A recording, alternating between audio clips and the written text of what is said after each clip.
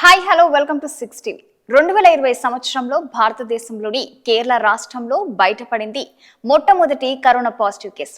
ఆనాటి నుండి ఈనాటి వరకు భారతదేశాన్ని కరోనా మహమ్మారి విడిచిపెట్టలేదు. ప్రతిరోజు దేశంలో ఏదో ఒక మూల కరోనా కేసులు నమోదవుతూనే ఉన్నాయి. అయితే గడిచిన 24 గంటల్లో దేశంలోని కరోనా కేసుల వివరాలు ఒక్కసారి చూద్దాం. భారతదేశం ఇప్పటి వరకు 3 రాష్ట్రాలలో కోవిడ్ సబ్ వేరియంట్ JN1 కి సంబంధించి పాజిటివ్ కేసులు గుర్తించినట్టు తెలుస్తుంది. JN1 కి చెందిన 21 పాజిటివ్ కేసులను గుర్తించినట్టు వైద్య శాఖ అధికారులు తెలిపారు.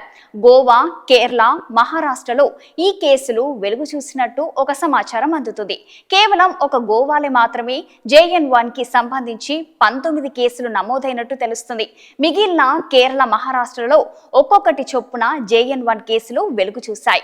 JN1 వేరియంట్ కూడా కరోనాకి సంబంధించిన వేరియంట్ గానే చెప్పబడుతుంది.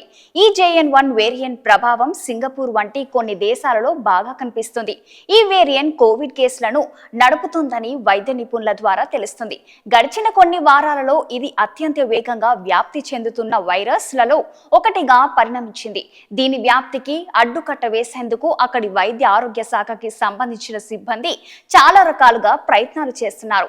కేంద్ర ఆరోగ్య శాఖ మంత్రి ప్రపంచ ఆరోగ్య సంస్థ WHO JN1 ని ఒక ప్రత్యేక శ్రద్ధ తీసుకోవాల్సిన వేరియంట్ గా వర్గీకరించింది. అయితే దీనివల్ల ప్రపంచ ప్రయోజన ఆరోగ్య ప్రమాదాన్ని తక్కువగా కలిగిస్తుందని ప్రపంచ ఆరోగ్య సంస్థ పేర్కొంది.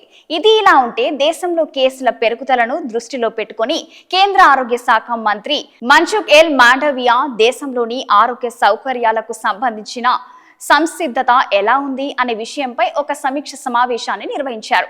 ఈ సమీక్షలో భాగంగా అధికారులతో మాట్లాడి పలు సూచనలు చేశారు.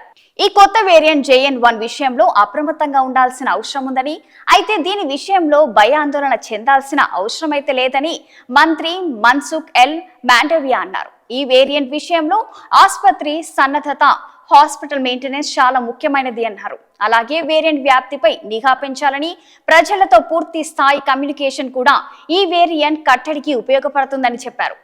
మరి ముఖ్యంగా ఇందుకు సంబంధించిన మాక్ డ్రిల్ సిద్ధం కావడం కూడా ముఖ్యమైన విశేషమే అని అన్నారు.